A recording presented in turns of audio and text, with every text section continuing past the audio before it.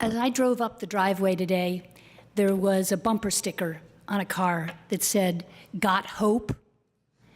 And I would like anyone in this room who feels more hopeful about your ability to do something to make change in our state to please raise your hand. I think this has been one of the most useful conferences on this work I've ever been to, and it's because of Lynn Stoddard. She really wants us to be real. She knows who's going to help us be real about what we need to do, and I'd love everyone to give a cheer for Lynn right now.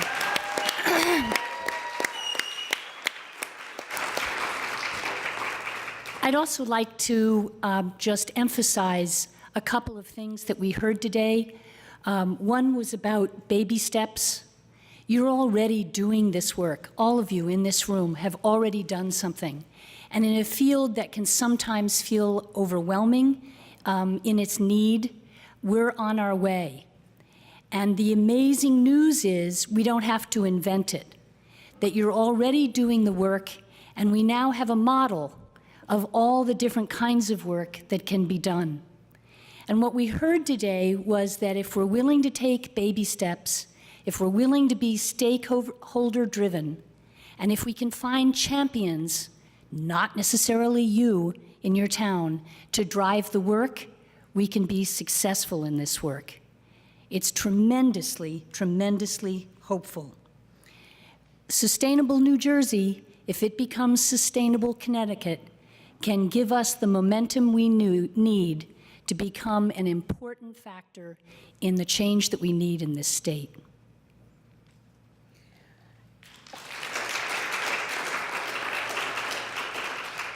And similarly to the Dodge Foundation making that seed grant to the early stage Sustainable New Jersey, we as three foundations have come together and have said to ourselves, if something like this, but definitely with the footprint of Sustainable Connecticut,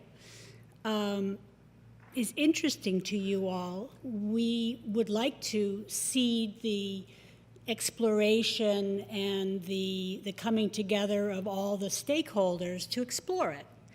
And so that's a funding opportunity to you all for those early steps. And then, as you see with the Sustainable New Jersey model, there's a lot of grant money that comes in after that from other funders that are interested in their specific area of focus or sector.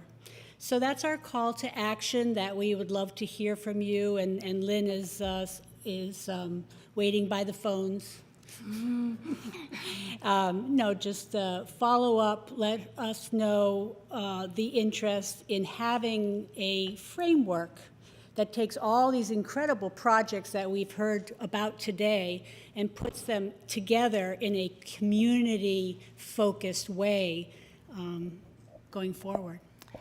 And lastly, we would just like to say an extraordinary thank you to all of you, that the citizens of Connecticut probably don't know how important the work is that you do.